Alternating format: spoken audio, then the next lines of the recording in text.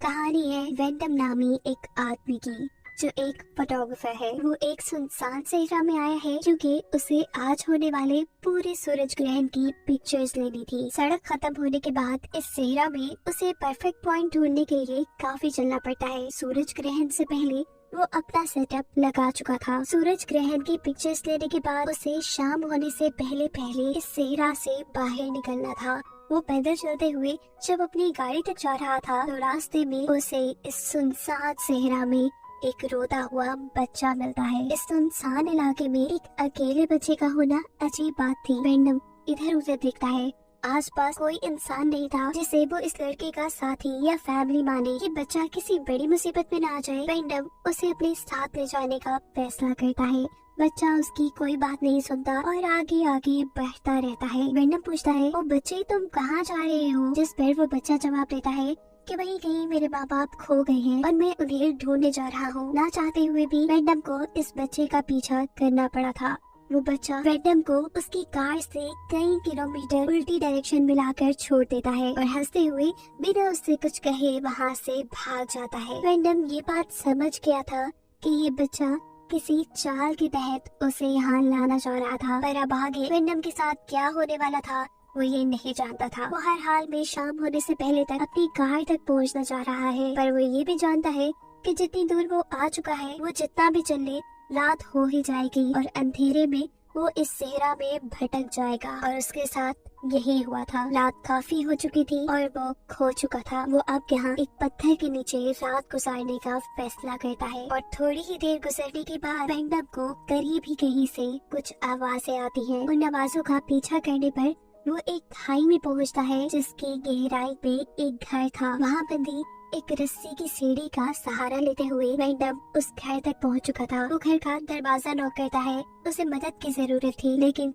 जब अंदर से कोई जवाब नहीं आता तो मजबूरन वेंडम को जबरदस्ती इस घर के अंदर आना पड़ा है। अजीब बात थी, किसी अनजान इंसान के अंदर आने पर भी ये औरत बिल्कुल नहीं घबराई थी। वो अपने काम में मगन रहती है। वेंडम उससे कहता है कि मैं यहाँ खो गया हूँ और मुझे फोन की जरूरत है, क्या आपका फोन मुझे मिल सकता है? ये औरत कोई जवाब नहीं देती और उसके सामने खाना रख देती है। वेंडम यहाँ उसे अपनी कहानी सुनाना शुरू करता है और कहता है कि मैं एक बच्चे की मदद करना चाह रहा था, लेकिन उसने मुझे धोखा दिया। इन सभी बातों के जवाब में ये लड़की उसे कहती है कि काफी रात हो रही है, तुम्हें सोना चाहिए। वेंडम भी खामोश होकर सोने चला जाता है, जिसके बाद ये लड़की वेंडम के सामने ही कपड़े चेंज करती है और खुद सोने चली जाती है। सुबह जब वेंडम उठा तो वो लड़की सो रही थी। वेंडम उसके घर कुछ पैसे रखकर यहाँ से जाने के लिए जब बाहर निकलता है तो देखता है कि जिस सीढ़ी के जरिए वो इस खाई में आया था वो सीढ़ी यहाँ थी ही नहीं।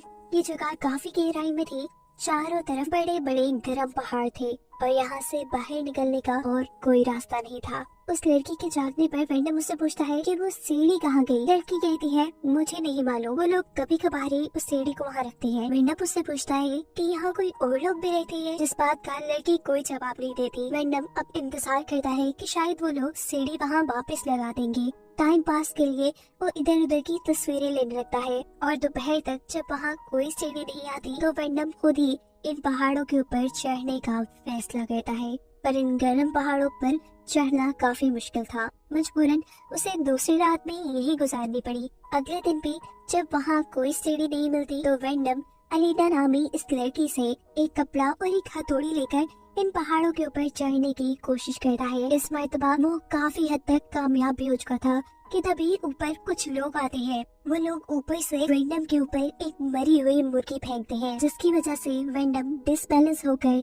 नीचे गिर जाता है। इतनी ऊंचाई से गिरने की वजह से वो बेहोश हो चुका था। पूरा दिन वो वहीं पड़ा रहा और रात में जब उसे होश आया तो उसने देखा कि हथौड़ी उसके पाँव में लग चुकी है। पूरा दिन छोड़कर इस वक्त पर वेंडम को दर्द से चिल्लाता देखकर अलीना उसकी मदद को आती है।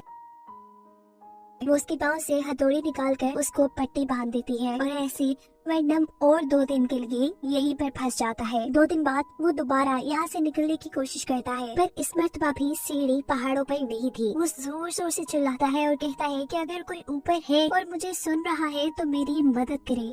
उसकी चीखें सुनकर अलीना भी बाहर आती है। वो अलीना से पूछता है कि आखिर कौन हो तुम और मुझसे क्या चाहते हो? अलीना घबराते हुए वेंडम से कहती है कि मैं तुम्हारा ख्याल रख सकती हूँ, मैं तुम्हें खाना दे सकती हूँ। वेंडम कहता है मुझे खाना नहीं चाहिए, मुझे बस अपनी जिंदगी में वापस जाना है। अलीना यहाँ वेंडम के करीब आने की भी कोशिश करती है, फिर वेंडम उससे दूर चला जाता है और तभी वहाँ ऊपर कुछ लड़के उसे देखकर कहते हैं, वो लड़के तुम मदद के लिए चिल्ला रहे थे, बताओ तुम्हें क्या चाहिए। इन्हें देखकर वेंडम बहुत ज्यादा खुश होता है और कहता है, मुझे बस रस्सी चाहिए जो मुझे यहाँ से निकाल ले। ये लड़का उसे ये कहकर यहाँ से चला जाता है कि मैं रस्सी ढूंढ कर लाता हूँ, तो मेरा यहाँ इंतजार करना। वेंडम बहुत खुश था, उसे एक उम्मीद नजर आई थी। कुछ देर बाद रस्सी भी उसको दे दी जाती है। वो लड़की वेंडम से कहते हैं कि इस रस्सी को अपनी इर्द गिर्द अच्छे से लपेट लो। वेंडम भी उसे अपने इर्द गिर्द अच्छे से बांध लेता है और वो लड़के उसे ऊपर की तरफ खींचना शुरू करते हैं, लेकिन दरमियान में ही इन लड़कों ने वेंडम को ऊपर खींचना बंद कर दिया था। अब वो वेंडम को रस्सी से बुरी तरह झुला रहे थे। वेंडम जोर जोर से चिल्लाता है कि रोक दो मुझे, ऐसा ना करो, पर वो लोग उसकी कोई बात नहीं सुनते और फिर एक पॉइंट पर वेंडम एक पहाड़ी से टकराकर बेहोश हो जाता है। तब अलीना आकर इनसे इनकी लैंग्वेज में बात करते हुए कहती है कि उसे छोड़ दो। अब बच्चे उसे नीचे गिरा देते हैं। वेंडम को जब होश आया तो वो अलीना के बेड पर था। वो दोबारा यहाँ से बाहर जाने के लिए खड़ा हो जाता है। उसके जख्म अभी भरे नहीं थे, वो आगे जा नहीं पाता और वहीं जमीन पर लेट जाता है। इस वक्त पर अलीना उसके पास आती है और उसे समझाती है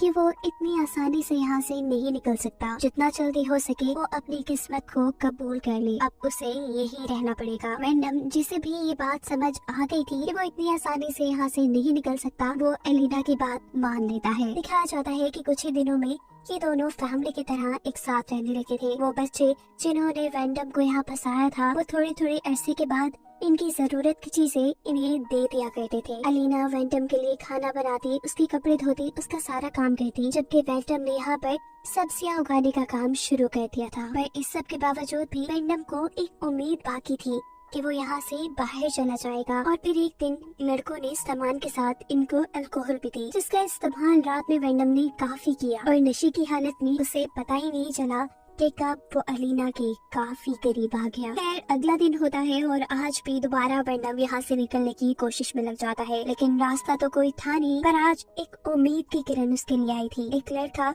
उससे बातें करता है और उसे कहता है कि मैं पढ़ना चाहता हूँ, क्या आप मुझे पढ़ा सकते हैं? वेंडम उसे कहता है, हाँ क्यों नहीं, जरूर, एक मरतबा तुम मुझे यहाँ से बाहर निकाल लो, हम बाहर जाकर एक फैमिली बन जाएंगे और वहाँ मैं तुम्हें सब कुछ सिखा दूंगा। वो लड़का जवाब में कहता है, पता नहीं, शायद मैं ऐसा नहीं कर पाऊंगा। मैं आपको यहाँ से बाहर तभी निकाल सकता हूँ जब मेरे बाकी साथी या तो कहीं दूर गए हों या फिर सो रही हों, लेकिन हाँ मैं आपकी मदद जरूर करूँगा, आप तैयार रहना। वेंडम कहता है, हाँ क्यों नहीं, जरूर। उनकी इन्हीं बातों के दौरान ऊपर उस लड़के के साथी ने आकर उसे वेंडम से बातें करते देखकर उसे पकड़ लिया था। अब जब वो घर आता है तो अलीना उसे बताती है कि वो प्रेग्नेंट है, जो सुनने के बाद वेंडम काफी परेशान हो चुका था। काफी अरसे का वक्त भी गुजर गया था और अभी तक वो बच्चा जिसने कहा था कि वो वेंडम की मदद करेगा वो भी नहीं आया था। और एक रात अब उन्हें ऊपर से लड़कों की अजीबोगरीब आवाजें सुनाई देती हैं, जिस पर अलीना बताती है कि वो लड़की अपना कोई रिचुअल कर रही है। वेंडम की अगली सुबह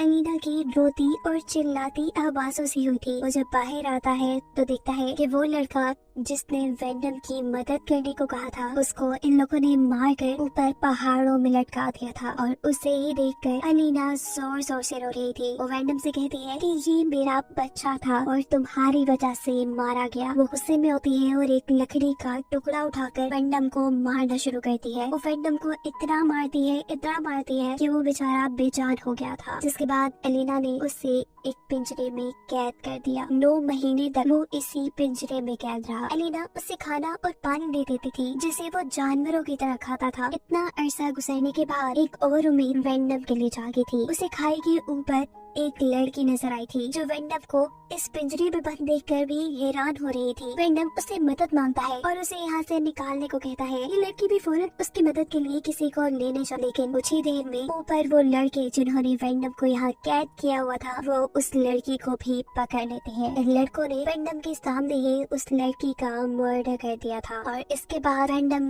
ये समझ जाता है कि वो कभी इस जहन्नुम से बाहर नहीं निकल पाएगा। कुछ दिन गुजरते हैं और वेंडम को एक दिन जिस देखकर वेंडम ये अंदाजा लगाता है कि यहाँ एक पूरा कबीला रहता होगा। अलीना के पास भी कुछ दिनों में एक बेबी होने वाला था। वेंडम अलीना से कहता है कि ऐसे वक्त पर तुम्हें मेरी जरूरत पड़ सकती है, तो मुझे बाहर निकालो, मैं तुम्हारी मदद करूँगा। लेकिन एलिना ये कहते हुए उसे मना कर देती है कि नहीं, मैं सब कुछ खुद संभाल लूंगी, मैं पहले भी ये काम कर चुकी हूँ। और एलिना का जवाब सुनने के बाद वर्नम उससे कहता है कि प्लीज मुझे इस जेल से बाहर निकालो, मुझे इस जहन्नुम की जिंदगी से आजाद कर दो। अगर तुम ऐसा नहीं कर सकती तो मुझे मार दो। एलिना ये सारी बातें सुनते सुनते यहाँ से जा चुकी थी और वर्नम यही बातें बार बार चिल्ला रहा था। कुछ दिन के बाद दोबारा एलिना वर्नम के पास आती है। वो उसका पिंजरा खोलकर उससे कहती है कि प्लीज मेरी मदद करो, मैं मुश्किल में हूँ। वर्नम ना चाहते हुए भी उसकी मदद को बाहर आ जाता है, लेकिन वो खुद भी इतने दिन इस पिंजरे में रहने की वजह से ठीक से चल नहीं पा रहा था।